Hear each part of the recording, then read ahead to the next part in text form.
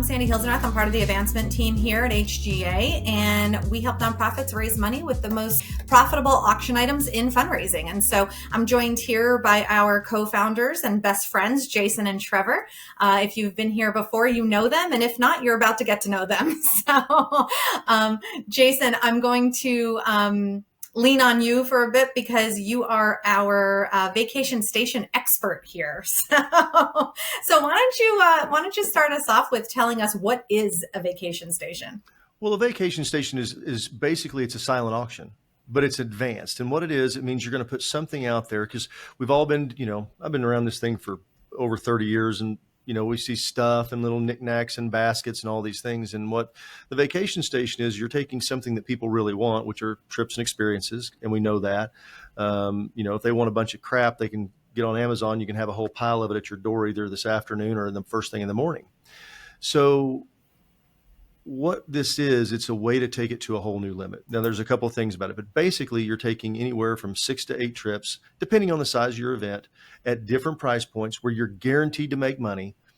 And no matter what, the starting bid is, if only one person bids, you're making at least 25% return, and away you go.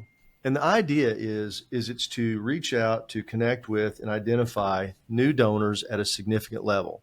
And it's also there to raise money. So I don't want to take away from that, because you can make serious money doing it.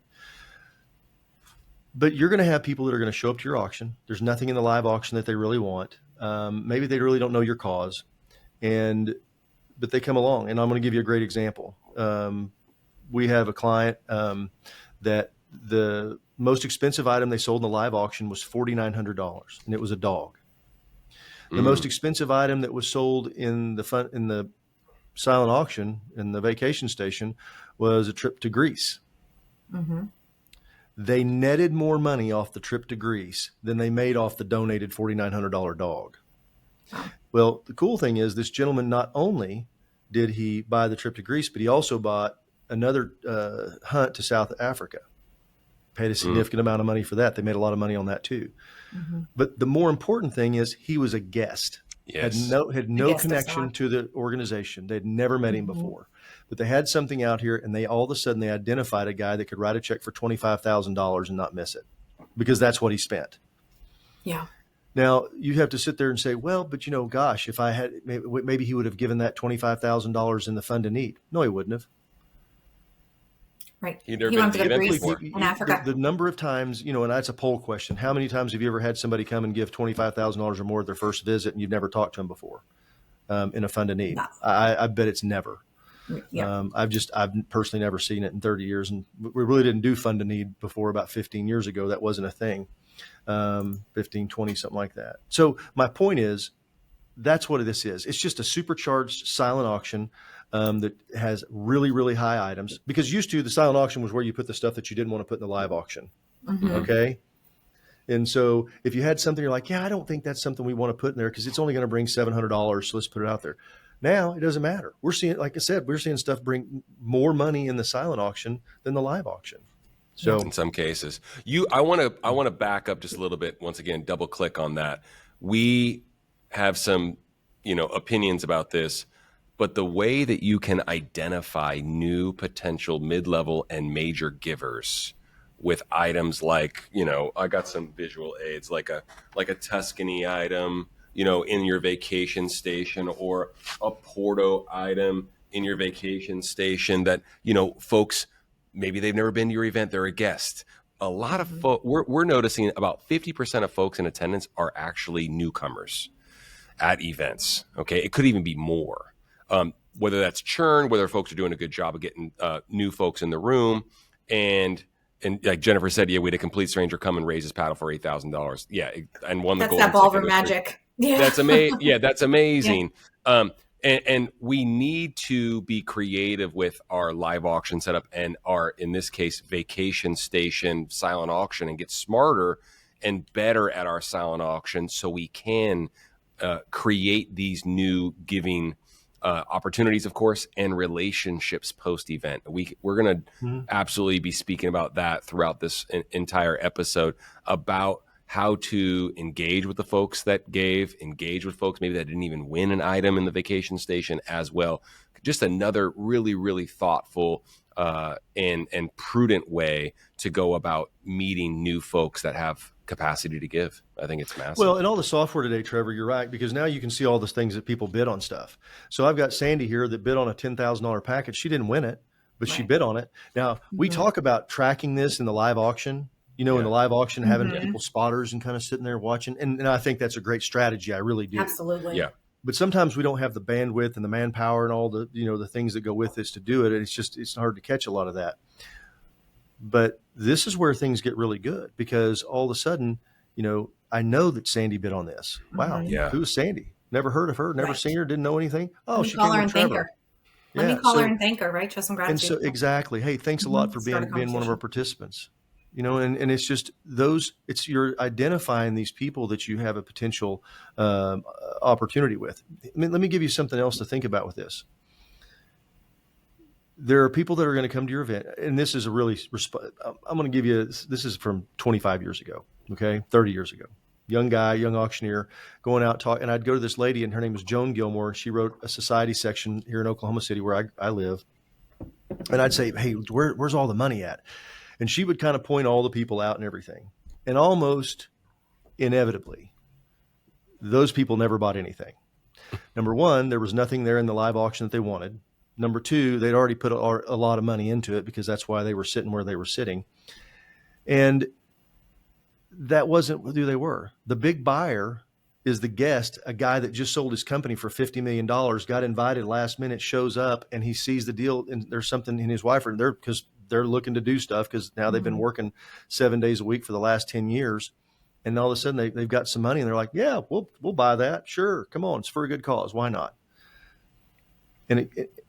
And you have to take this opportunity. Events are not just for raising money.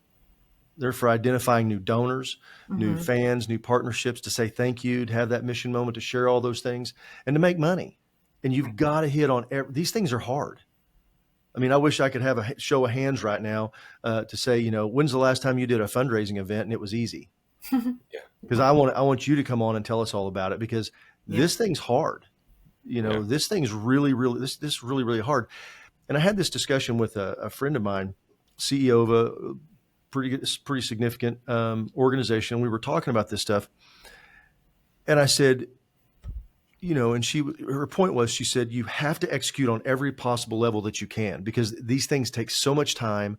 They're so hard to do. You got to put everything together, that you have to take advantage of every possible opportunity that you have. And no question. This is more important. Economy of time. Why in the world? Why is, Sandy, you did this. Silent auctions are the biggest time suck there is. There can be, gosh. right? Yeah. You got people out here going, and they got to go ask for stuff and picking stuff up, and then somebody's got to go get it, and it's all got to get into the event, and somebody's got to warehouse it in their office, and you walk into the director of development's office, and there's stuff stacked to the rafters. Oh yeah. Of all these things, and they go out and put it all out there, and you get it wrote up, and somebody had to get it to the event site. Yep. And then you got to do, so it takes a lot of work, and everybody sits there and says, okay, well, how does this done? Well, the concept is not wrong, but it's just the way that we go about it. It's just different now. Because now all the commodities, nobody, does anybody really want to buy a teeth cleaning at your silent auction? And I pick on my friends that are dentists. So let's talk about, the value of things, right? So less is more, right? Would you agree? Absolutely. Less is more. And, I've been talking to a lot of people where I'm like, you need to set a minimum for value, when you have your auction, because people are like, I don't want it to look like a garage sale. We're past those days. We don't want a garage sale anymore. And so, make a wish list, set a minimum for your committee so they can go out there. And even if you bundle things together, right? Dinner, show, whatever, but set it to a minimum value. But why do, and so liquor always goes great, different experiences, local experiences. Why do trips work so well, Jason? Well, one is because everybody wants to go. People that have the capacity to give, that have significant capacity, because who are the people that we're trying to identify? Number one, and this is interesting, and we have a great podcast on this that Trevor did. Number one, and I can't remember the guest's name, but I just remember it had to do with AI and stuff like this, was identifying, it wasn't that they had money. whether somebody was going to donate, the number one thing was not, it was whether they were altruistic. So you have to first identify people that are altruistic, where they're going to give. And then second, whether they have what their capacity level is of that. So when somebody comes to your event, they're there. So there's some altruistic thing if they come to an event. Now, you're going to say some people want to go because they want to put the gown on and it's a great party and doing all that. But the driver is there's some reason that they're going to go. Okay. They have an altruistic gene that they want to do something. Yeah. So they're there. Then they have capacity. Well, people that have capacity don't want to buy junk in a live, merchandise. I'm going to say merchandise. They don't want to buy that because they just don't care. It's kind of like some of the stuff that's in the live auction. A puppy. I don't need another dog. Yeah. I got 4 already. It's been commoditized. Yeah. It's just the stuff that they're going to do. And so, you got to find something that they want. And that's why these things work well, because it does 2 things. One, it raises more money. Yeah. Because at a 25% level, and you can't just do cheap stuff. Because guess what? The people with capacity don't take cheap trips. Okay. Why do people fly first class? Because they can. Yeah. Why do people stay in 5-star hotels? Because they can. Why do they take $10,000 vacations? Because they can. It's not just, I'm just being real about it. And so what we're doing is we're trying to identify those people. And this is just an easy way to do it, because number one, time's a commodity. It's the easiest, fastest thing that you can do to your event. It truly is. There's nothing easier in anything that we do, because you don't have to have an auctioneer. Right. There's no exposure, I like to say. You don't have to sell a bunch of tickets. Yep. Right. You set it up there, people see it, you put a starting bid, and they walk off and they either bid or they don't. And if they don't, it doesn't cost you anything, because you didn't pay anything. And so I'm saying, from the standpoint, if you take all the things in, why it's so important, why it works, time, return on investment. Okay. The return on that time is monumentally, I wish we had a yes, no thing, maybe show of hands. How many of y'all have done a silent auction and your net, when everything was all said and done, you made $10,000 or less? Anybody? Can we raise hands? Do we have it? Does it work? I don't think we can. I don't think it does that. Yeah. You can raise hands. I'll raise my hand. No, totally. My point is, that's why I think it works so well, Sandy, to answer your question, because the amount of time that you invest, the return on that invest, and the identification of potential donors that have the capacity to give significantly more. Yeah. I want to talk about the mechanics a little bit more too. And once again, things like audience size, the type of event. You always say, we say, like, what do you want to make? Things like that. And you always say, well, remember the money, let's work backwards from there. So like, what is the goal, right? Depending on the size of your event. But Jay, talk about just like the equation that folks might use when considering how many items, number one, to have in their silent auction. And then, of course, we'll piggyback that with like, what's the perfect setup for the vacation station? I want to get into, should it be in a separate table? Let's talk about the underwriting concept, things like that. But let's talk about like buying units and how many items you should have in your silent auction, things of that nature. And well, how a that couple kind things. of like, One is how much money do you want to raise? Yeah. And I'm talking about night of fundraising, how much money? Okay. Yeah. What's your average ticket? You got to base it on who your folks are. I mean, and there are some events and what is the culture of your event? Every event has its culture. Okay. Yep. There's some that just, they love a silent auction, and there's people lined up and they like to get their drink and they go sit around it and they go walk around through stuff and they bid like crazy and they're all on their phones and they're racing stuff. I just do all that stuff. There's some that, they don't have as much stuff. It's not quite so hot. It's not, everybody they're all waiting for the dance at the end. I don't know. They're just different. You got to take some of that.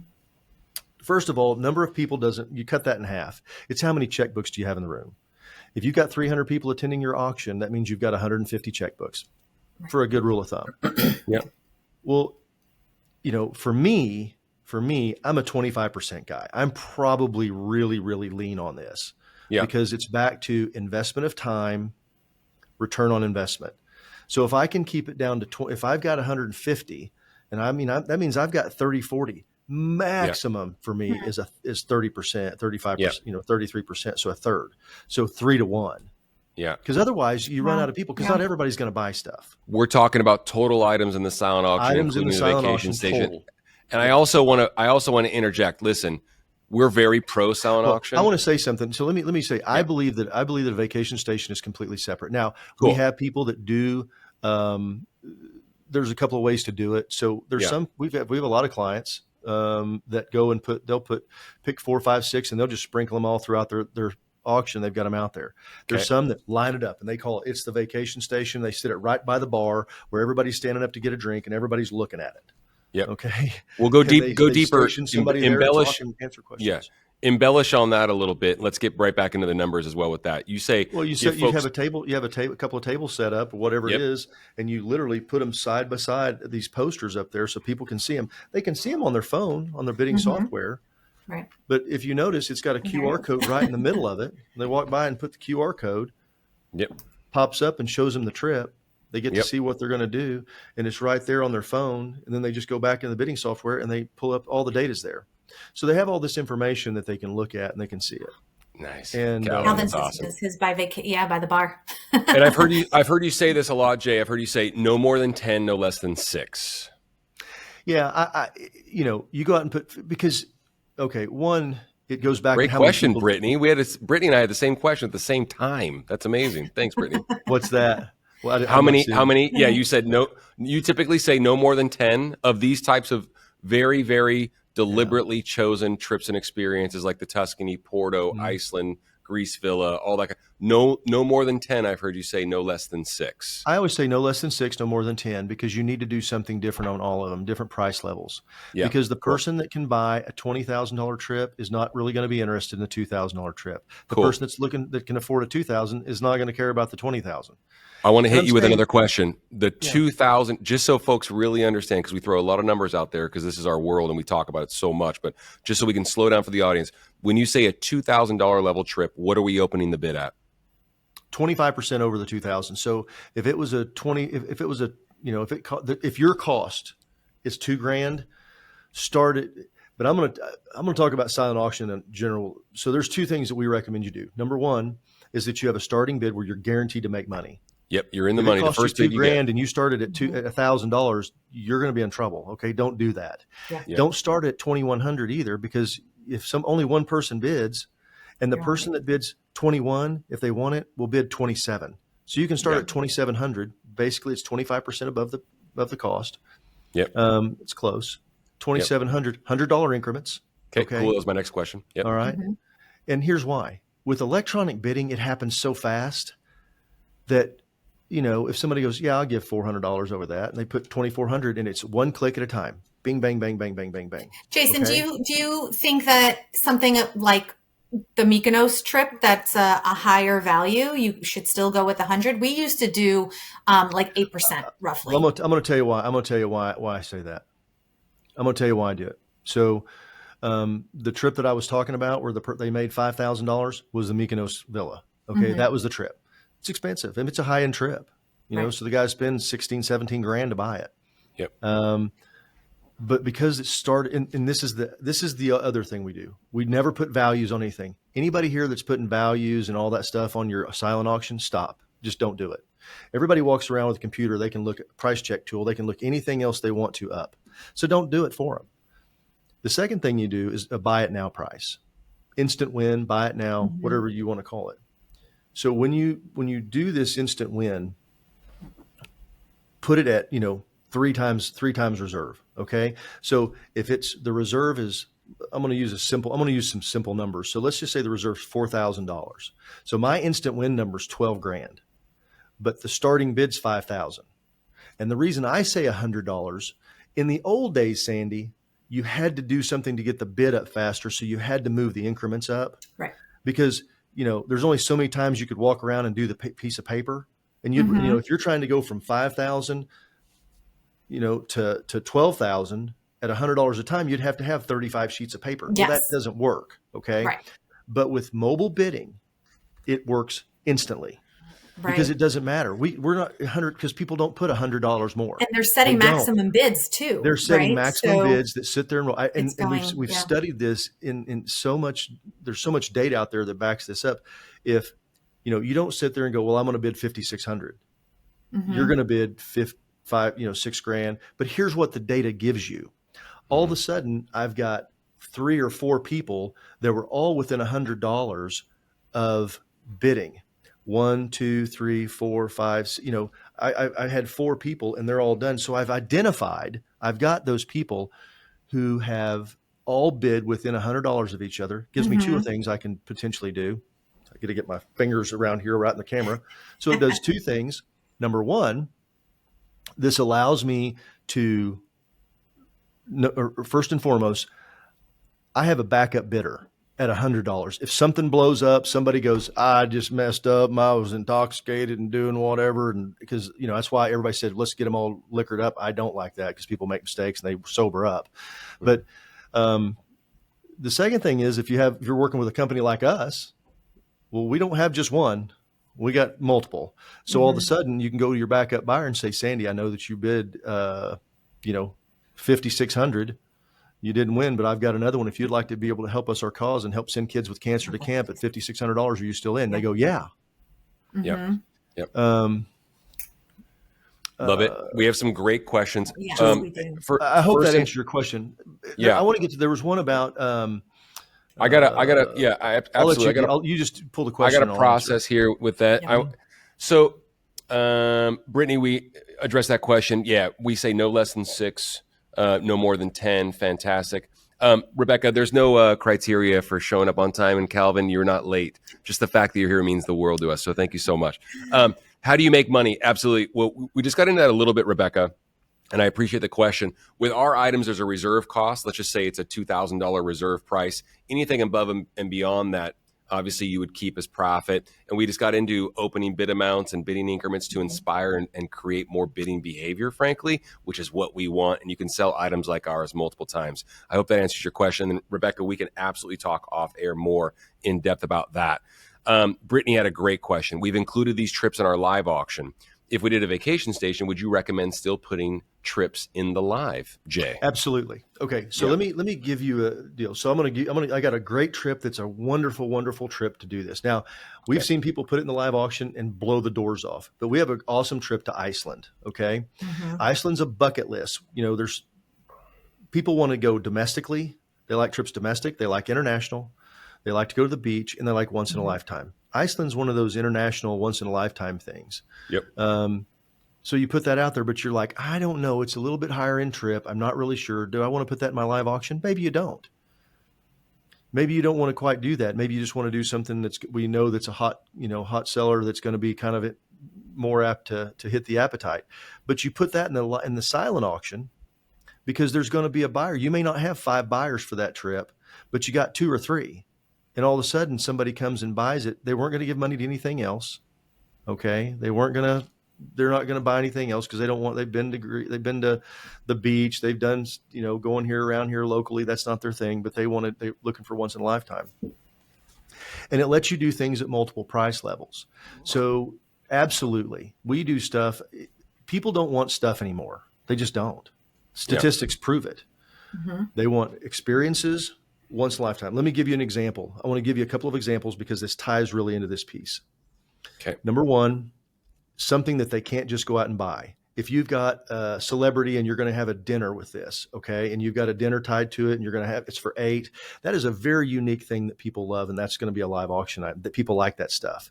Maybe some kind of special package thing that you were able to put together. Somebody's got a place in Aspen and they're going to let you use that. That's that's something that you can do.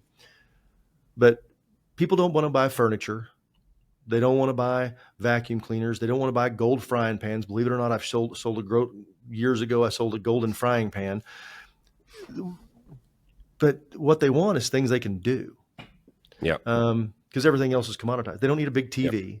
So to make money. So that's where this comes out. So yes, I think that's a really good thing. Let me expand on that just a little bit too, Brittany. That's a great question about having the vacation station. Jason used a great example of Iceland, which will sell in a live auction. However, we can't always guarantee it's going to hit that critical mass in a live auction. And another thing, the part that I want to expand on is if you haven't used an experience like an Iceland, for instance, or like something very, like Jason said, once in a lifetime bucket list type experience, a great place to test these items is in the vacation station. Like, we're constantly hearing folks say, hey, send out a survey to 100 people and find out what they'd like or what have you. And I'm like, okay, cool. I got a better idea. Let's do a vacation station where you can actually make money with your survey and test what can possibly make it into your live auction the next year. There's also this,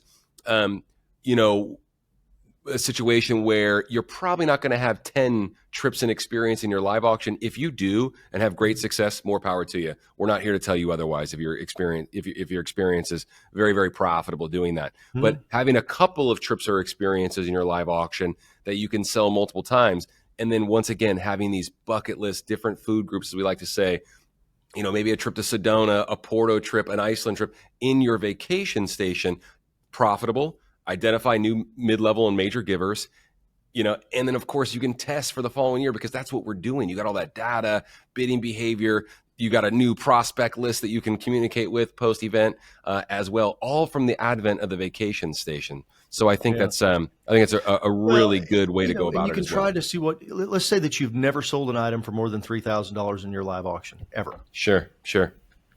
But maybe the reason that you've never sold it is because you've never tried anything else. But now I'm very conservative when it comes to this stuff, because I want to make sure that we're going to succeed and hit our numbers, because I'm a number-driven guy.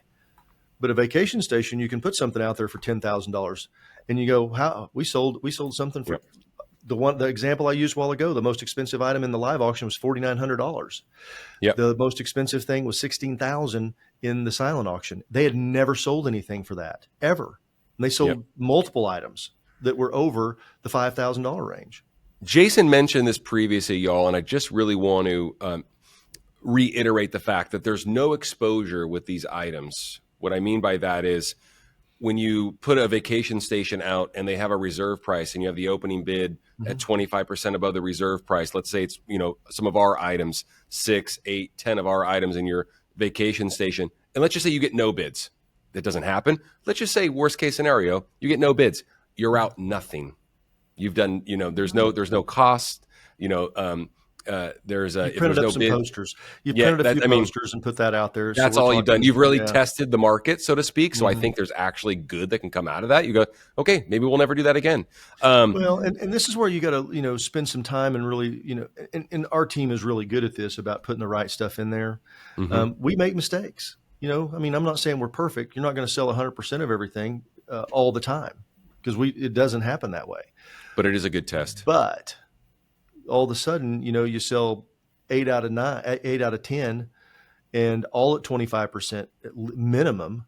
And all of a sudden you've added another 12, 15,000 net bottom line dollars to your event that you would have never got. And you just identified all these people that are bidding at this stuff at a different level, and you say, "Wow, this is a cool thing." So, we're throwing a ton at you. I hope that helps. Jay, a quick question from Darla, which is a great one, because Jay was talking about keep values out. We have a very deliberate approach to this. When you keep the values out, the donor is not able to receive an accurate tax receipt. Unless let me clarify that. So you're absolutely right, but you don't have to publish it. You can, all the software today, and if there's one out there that doesn't do this, I don't know. We've got an in-house software expert. She works with all these different softwares, but you put the value in there. You just don't publish it.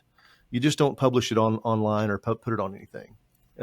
But that way, whenever they go for the tax receipt, it automatically pops up. And just so you know what we recommend, use the reserve value for it. If it's one of our items, we recommend. If it's one of our items and it's $29.95, put $29.95 as a value, because then they get the best.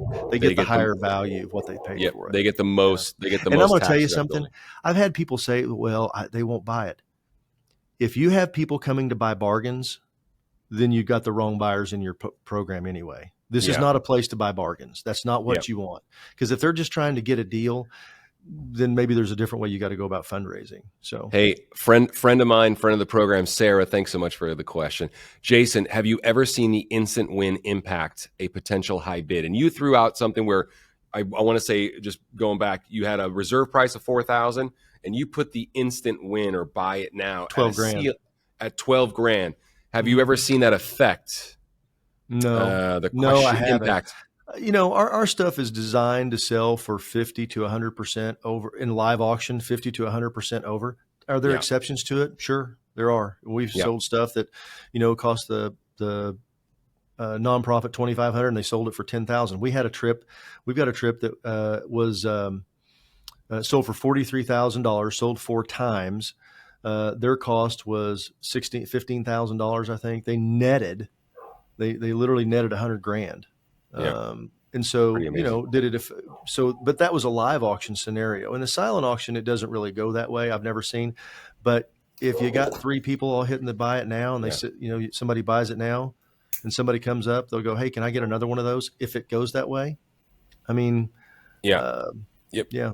I love that question, Sarah. And we use it it's a strategy, not to create value in people's mind. But if you do get that bid, let's just say someone's maybe not even at your event and you get that $12,000 level, or $12,000, gift or price point for that item, that's a massive win. It just sets a ceiling psychologically for the folks that are involved in bidding. Once again, not playing games, but it's a very deliberate strategy. Well, I've got a friend that came up and he said, hey, look, I'm going to buy this now. He was telling me they use this, and it was on a strategy. The guy walked up and he goes, are you going to sell another one of these? Nope. Yeah. He goes, if you hit the buy it now. Guy walked over, hit the buy it now. Yeah, exactly. It's giving folks the opportunity because he just wanted to make sure that are you just going to sell this? And he's like, yeah, at 3x. Yeah, we sold it 1 time. I'll take that all day long. But I want to say this is a good strategy for all your silent auction stuff. Okay, explain. You should do a buy it now on everything and a starting bid. Yeah, absolutely. Do an instant win on everything. Yeah. If you but think make it high enough to where it matters. If you think something's worth 300, right. You think that it's worth $100, put $300 down as an instant win. Yes. Yes. It will dictate the psychology of bidding and driving it higher. Yeah. We've seen it so many times. Jennifer had a great question. And then Jennifer, how do you do mobile bidding or tracking with auction software? Jennifer, we can get into a whole nother episode about that as well. Mm-hmm. Do me a favor, Jennifer, just email me. I'm Trevor at HGAfundraising.com. Anyone, of course, can email me or DM me on LinkedIn.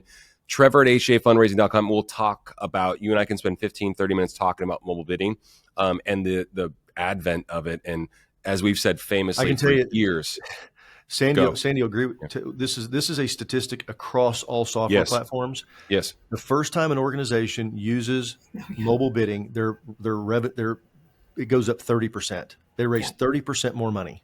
Yep. We were so worried making the transition from paper to mobile, right? Because there is a cost associated depending on, different costs, right? Depending on which software you use. But we were so worried about that. And oh my gosh, what a difference it makes. I mean, when you have guests during your cocktail hour, just sitting and talking and mingling and getting notifications on their phone that they've been outbid, or then they're able to set a max bid and say, okay, I am, able to go up to 1,500 on this particular item, and it's just bidding for them. You're going to see such a difference. And text messages that you can send out to get everybody excited about it, opening it up early and not having it just the night of your event, opening it up a week early and getting the bidding starting. I mean, sending out reminders during the week, teasing out different items, and you see a spike, and you have all that tracking, right? You have all these great reports afterwards. And you see a spike when you send out an email on Wednesday, a text message on Wednesday saying, hey, we just added Italy or whatever, whatever, dinner at this place, and you'll see a spike in the activity in the auction. So that's awesome. Well, some really great questions here. I want to get to, great question for you, Jay. And Rebecca, I will email you directly, and you and I can spend 15 to 30 minutes, or you can just email me right now if you like. Trevor at HGAfundraising.com. Brittany, great question. Jason, when you sell them multiple times, you go to bidders after the vacation station bidding has closed to offer them the price point that I get their last bid amount. Talk about the mechanics of the backup. Let's just take that. Say I bid on Party in Porto. Okay, let's say that I bid 4,300. Sandy bid 4,400 and Trevor bid 4,500 and he won it. Okay. Auction close. It was done. I'm going to tell you what I would do. Okay. This is the way I recommend. This is why I recommend the $100 increments. Because what I would do is I would go to Sandy. Sandy, you were at 4,400. You didn't win the item, but what we do, we have another one that we can do at the 4,400 at your bid. Would you be willing to go ahead and make that donation and go ahead and secure your trip to Porto? Simple yes or no. Yeah. You see, when you do that, Trevor's not going to get mad because I sold it for $100 less. He's not. I'm not going to, but Sandy may go, you know what, 4,200 was my max. I'm already over my max. And so now I wouldn't want to give more, but I gave it once. Sure. I'll take that. That'd be great. Same have a thing famous with the next line. person. And it's, you're giving them an option. That's what I would do. That's how I would do it. That's how I recommend to do it. Just kind of a simple thing. And we have a famous line called meeting them where they're at. Just meet folks where they're at. Yeah. Now, I will say too, and that's the whole thing. You don't want to go down the list and sit there and I'll give you a great example. We had somebody, they had 4 or 5 people that had bid on it on the same item. They were all within $100 of each other. And the guy walked over there and he went to everyone. There was let's say it was 3,700 and the top was 4,200. He's like, well, I'm just going to sell it to all of them at 3,700. He went to every one of them. Every one of them bought it, and they all won. Everybody was happy. Yep. And so it was one of those things. It was a win-win-win. So I hope that helps. Quick comment. I've also seen it done differently too. I worked with someone who runs golf tournaments. And so a little bit different, right? The size of their auction is a little bit different. You wouldn't typically do this at a gala, but he would get up and announce the winners of the items at the end of his golf tournament. And so at that point, he would offer out multiple. I mean, he took the Caribbean all-inclusive and sold it, I think 4 times or so. He announced the winner and said, anyone else in? And he would sell multiples of multiple packages and multiple trips just like that. Right there in person. So, Love it. But that's a smaller event. It's a little bit different. I hope that helps, Brittany, as far as answering that question. Rebecca, this is a great opportunity for me to use this once again, this Porto trip as an example. Do we get discounted trips? No, we procure our own auction items. We book them in-house with our own hospitality team. Jason himself, because he doesn't have young children at home anymore, for instance, but Jason himself went to Porto and put together this amazing item. This item sold twice last weekend at one event for $5,700 in the live auction. In a live auction setting, the scenario that we just laid out, once again, reserve price is $27.95. We set the bidding at 25% above the reserve, and you can sell the item multiple times. So hopefully that helps with that, Rebecca, and we will talk off air as well. Calvin, Sarah, I love the ability to sell multiple packages. I think that's massive. I think it's a very underutilized practice. And Sarah loves selling, and she's great at selling extra packages. Having, even with, a donated item, like a donated vacation home, talking to the donor, the supporter pre-event and asking them, or some folks even ask like live auctioneers or folks running a vacation station or a silent auction will ask the donor in the spot, hey, can we sell another one of your homes for another week? Have that conversation so you have the opportunity to sell multiple items whenever you can. I think that's awesome, if it's donated or not. Calvin has been a friend for a very long time. He's used the Tuscany trip at several events, and the winners have come back with nothing but great experiences. One person has gone back twice to Cortona. I will tell you there is a long tail to this, that when folks come to your event, buy an item to Tuscany or Porto or wherever Iceland, and they experience it, they come back with, this has been our experience traveling around the sun so many times with so many organizations. Folks come back expecting that you'll have trips and experiences like this at your event. They're leveraging their giving budget with their travel budget year in and year out, and we're watching it. We're watching folks buy these items, multiple items, to give away as incentives for their staff at Christmas. This is happening more and more, right? So having the opportunity, once again, nothing but upside. Love you, Calvin. Appreciate you sharing, brother. Becky, mobile bidding is amazing. It is. It's just such a great tool.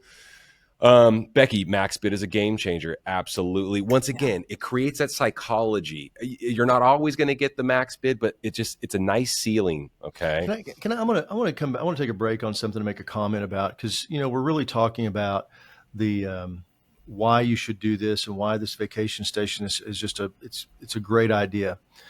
The other thing is it gives you stuff to promote during pre-event. So start talking about some stuff that gets people buzzing. You know what? Just because you want to look at your stuff for a different level, like saying that you have a ski trip to Switzerland, that might pique people to come to your event. They may not buy it. Maybe it doesn't sell, but it has an idea that you have something spectacular. It really kind of can raise you up to a different level. And one thing, about this is the reason this is only with like these things, consignment and things like this. Now we've had people who are, well, it's funny. I'm seeing some of this stuff about who's responsible for getting the trip. Well, we are. I mean, that's our responsibility. We're over 2,000 events this year, and we sell a whole lot of trips with and we sell a lot of them. And that's why we've been doing this for so long, is because we really work the program to make sure that all of your donors, because we literally in our company call them donors. We don't call them travelers. We don't call them our customers, because the nonprofit's our customer. The donor is your equity and your equity. And so, so we take that very, very seriously. But let me come back to the whole thing. The reason the strategy works again is because you're able to reach out to people to show them something that they haven't seen before, that they've never thought about before, or if they have thought about it, you give them a reason to do it because of your cause, because now you're giving them permission. You know what? We've been talking about going to Iceland. We kind of talked about seeing the Aurora Borealis, and wouldn't that be really cool to go? Okay, let's just do it. And people will do that. And all of a sudden they're going to do it. And you're able to win off of that and to make money off of it versus them not doing anything. Maybe they just only give you $500, or maybe they've already bought their tickets and they're not going to do anything else. And so it lets you go not only, you can go deeper with that relationship with somebody, not only identifying it, but it lets you make as much profit as you can. And this is the point I think that a lot of people miss. The most, every one of you fundraisers out there, the most valuable thing you have is your time. You're going to spend an inordinate amount of time putting this thing together. You've got to hit every possible scenario to make money that you possibly can. Mm-hmm. You do have to do some kind of a fund a need. You've got to do, or let's just start beginning. You got to hit it with sponsorships. You've got to get it with your underwriting. You got to be able to get your, whether it's a golden ticket raffle, whatever kind of games that you're going to do, your live auction, your fund a need, your silent auction. Mm-hmm. We've seen a trend where people start pulling things out. Mm-hmm. Well, they still work. We just have to change the way that we do them. Okay. Basically, this is just a silent auction it's just a different look of a silent auction. The same thing we've been doing for the last 50 years. Right. Okay. It really is. There's nothing new about it. It's just, we put a little marketing spin on it and call it a vacation station, but it's the same thing. But it's the kind of things that we're selling and how to do it, so we know that we can capitalize on it, and it's not going to cost us anything. Yep. Because let's say that you net $12,000, off your vacation station net. That's to the nonprofit.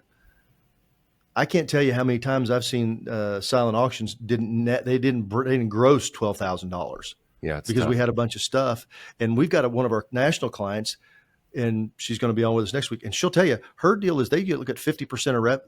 I've got her to push it up, and they've started using this strategy, and it's gone up, but 50% of whatever it's worth. So if they have $10,000 worth of stuff of what quote unquote value in the silent auction, they expect it to bring 50 cents on the dollar. That's just what it is. Yeah. Mm-hmm. Yeah. Hey, Kristen, this completely turns it on its head. The strategy, even if you don't do a vacation station, at least put an instant win number up there and start your bid up where you're going to make some money. You can always lower the bids down, especially with software.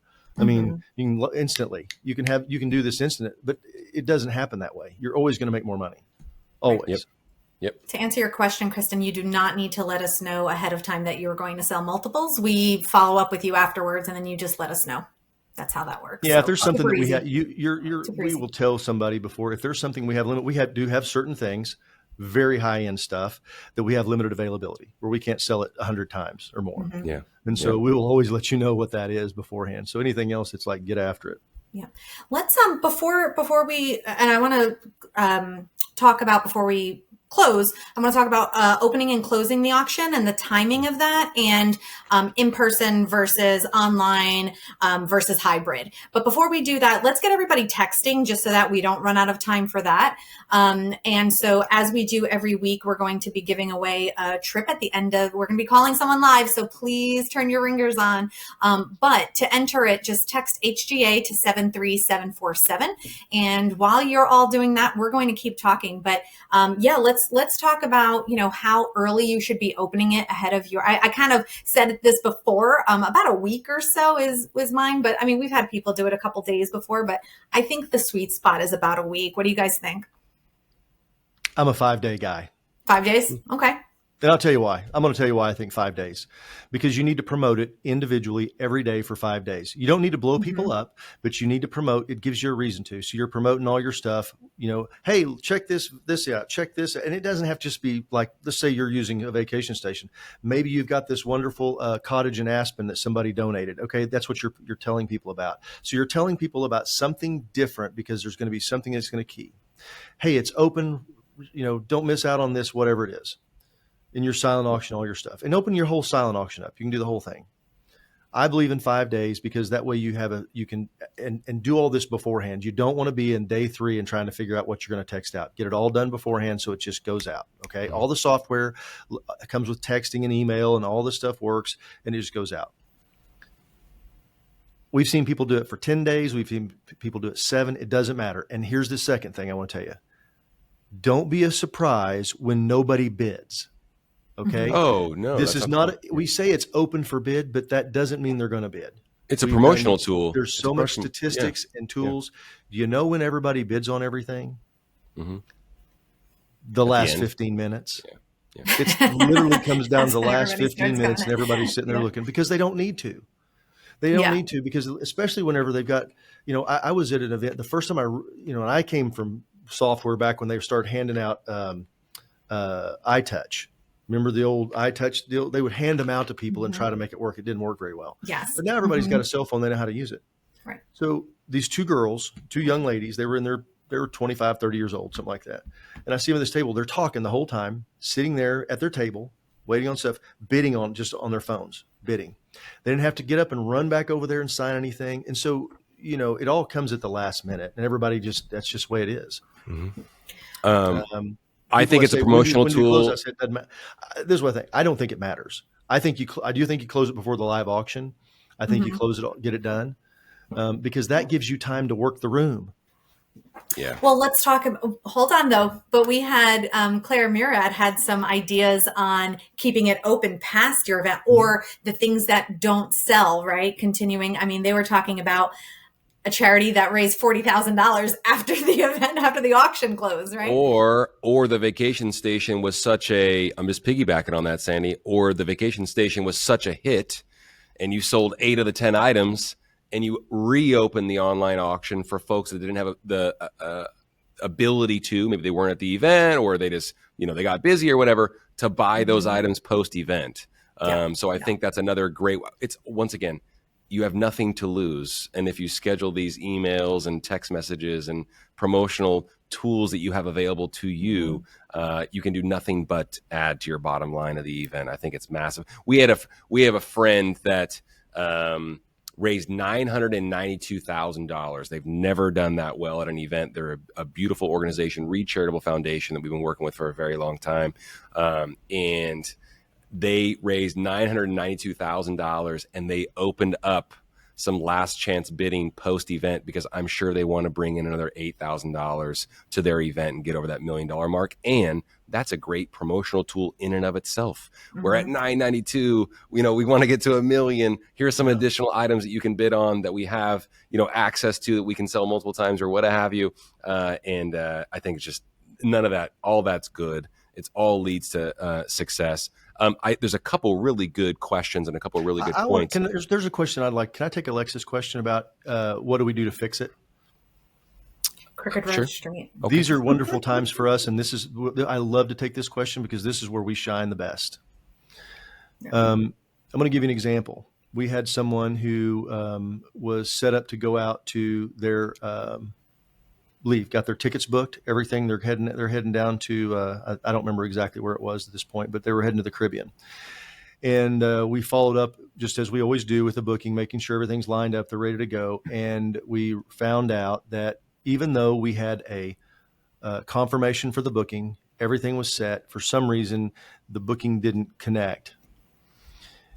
And we've got people that are getting on a plane and they're heading out to go for a wonderful vacation. They bought it, paid quite a bit of money for it to go do that.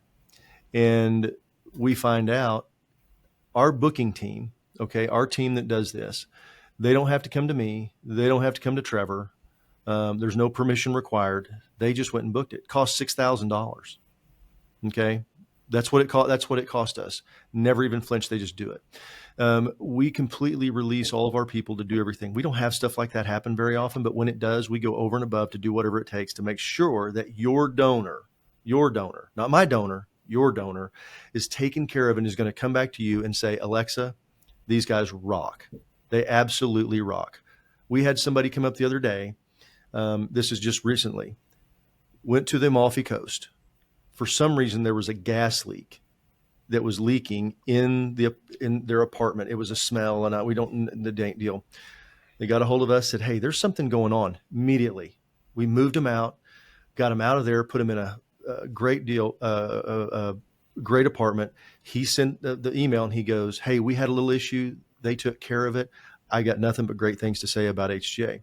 The reason we jump like that is because we know that, we want you to be a repeat customer. We want them to come back and donate to you again and not come back. So it's very, very important to this. And that's why we do the way we do. And that's how we handle it. So there's no situation where somebody comes back and says, hey, now, I did have somebody give us a 1-star one time. And whenever I talked to her personally, I said, what was going on? I said, how was the food? How was this there? She was upset because the towels were thin. And, a subjective thing like that. And she laughed after that. She goes, I guess I kind of overreacted. I want to share my story now. Just kidding. Okay. I don't. The reason I get all the stories to tell because I'm the guy.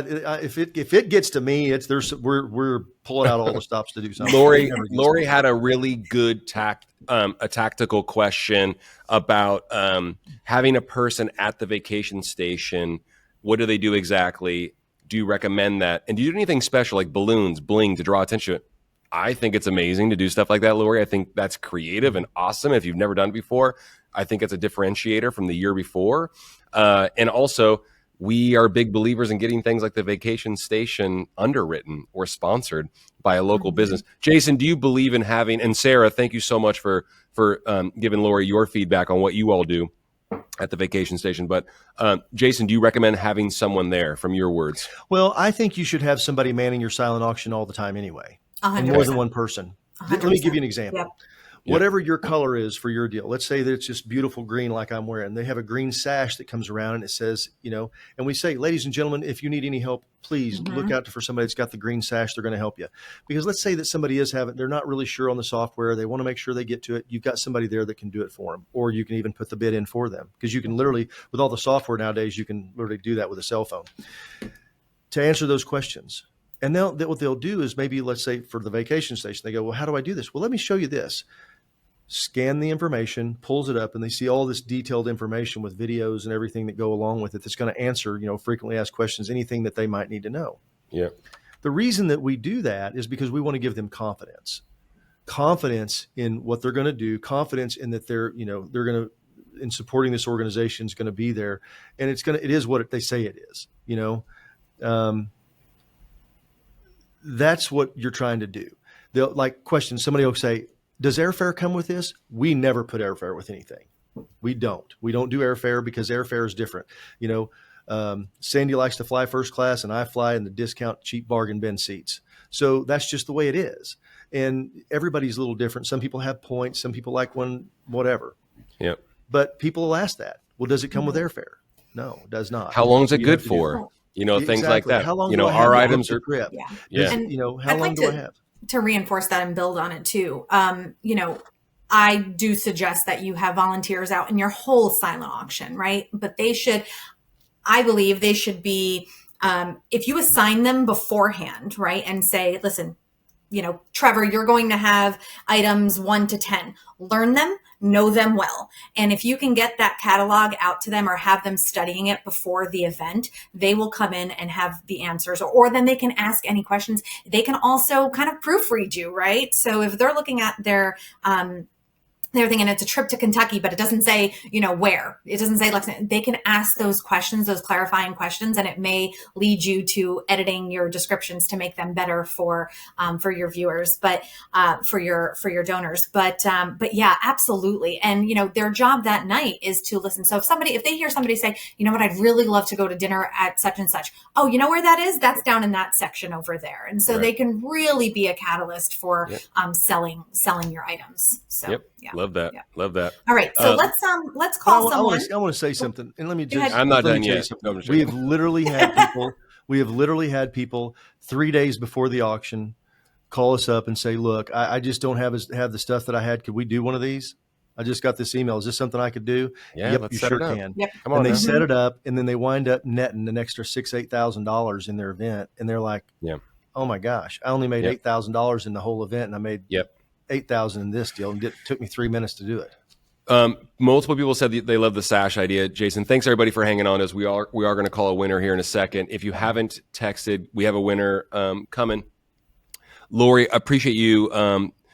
Something so people can easily find the people to talk to for questions. Absolutely. Sarah, visibility. Absolutely. Jason's talked to, so many folks about like when they buy a golden ticket after they check in, getting a little bracelet or a blinky ring. It's recognition.